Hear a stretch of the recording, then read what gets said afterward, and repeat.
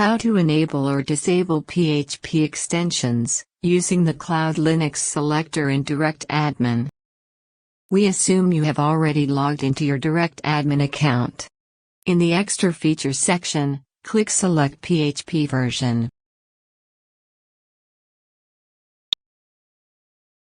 Here are the PHP extensions. The extensions with checked boxes are enabled, and those with unchecked boxes are disabled. To enable a particular extension, click to check the box. It shows a success message. To disable an extension, click to uncheck the box.